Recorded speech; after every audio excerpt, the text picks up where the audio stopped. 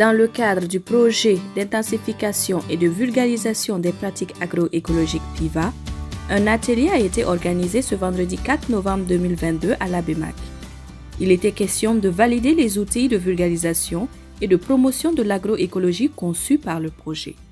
C'est une suite logique de l'atelier de ce matin, en ce sens que nous avons déjà mené des études sur le terrain, d'abord pour recenser tous les acteurs qui interviennent donc dans l'agroécologie. À la suite donc de ce recensement des acteurs intervenant dans l'agroécologie, nous avons mené une étude sur le terrain pour capitaliser donc les bonnes pratiques agroécologiques qui sont connues et promues au niveau du Burkina Faso et précisément dans les 2 régions d'intervention de ce projet PIVA. Et donc à la suite de ce recensement aussi, de cette capitalisation des bonnes pratiques agroécologiques, nous avons procédé à leur géoréférencement. Donc suite à ce géoréférencement, nous avons pensé qu'il était important donc de vulgariser les bonnes pratiques agroécologiques que nous avons recensées, capitalisées sur le terrain à travers la conception d'outils de formation. Et c'est dans le cadre donc de cette activité de référentiel technique que nous sommes là ce matin pour donc valider la boîte à images constituée de 27 images descriptives des bonnes pratiques agroécologiques. Le projet PIVA est le fruit de la collaboration entre la Confédération paysanne du Faso et l'ONG Welthungerhilfe. Pour le directeur pays présent à cet atelier, il est tout à fait naturel que l'ONG WHH accompagne la CPF dans ce projet car cela va en droite ligne avec sa vision qui est de parvenir à un monde sans fin. En fait, la stratégie de Welthungerhilfe à travers le monde, c'est d'arriver à un monde sans fin là où nous travaillons. Donc, pour travailler et arriver à un monde sans fin, donc, il y a tout un processus.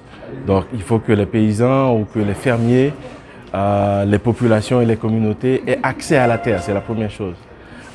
Ici, au Burkina, on sait qu'on a le grand défi foncier dans ce pays où l'accès à la terre demeure en fait un secteur assez difficile.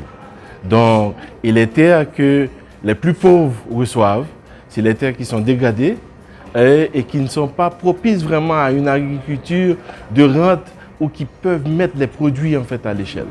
Donc pour nous, l'agroécologie devient un instrument extrêmement important où nous pouvons participer dans la récupération des terres, dans les pratiques de production qui sont des pratiques de production qui tiennent compte de l'environnement et qui permettent aussi aux gens de le produire en fait. Cette boîte à images sera très utile pour les producteurs, en témoigne M. Bassiaka Dao, président de la CPF. Je pense que ces outils-là vont apporter un plus en ce sens, on ne peut pas être maître d'une situation où on n'a pas été élève. Pour être un bon élève, il faut toujours apprendre. Il faut que ces outils-là apportent un plus parce que ça va permettre effectivement aux agriculteurs de pouvoir maîtriser ces outils de communication, ces outils de gestion même de la fertilité des sols et d'aller à l'agroécologie. Parce que tant qu'on ne va pas pouvoir avoir ces outils, on ne maîtrise pas ces outils, on est toujours au même stade, on n'avance pas. Donc je pense que ces outils-là vont apporter un plus. La boîte à outils finalisée fera l'objet d'autres ateliers au niveau régional et communal afin de permettre à l'ensemble des acteurs des zones d'intervention du projet PIVA de mieux s'en approprier. À noter aussi qu'il est prévu une traduction de cette boîte à images en langue morée et lélé pour une meilleure vulgarisation.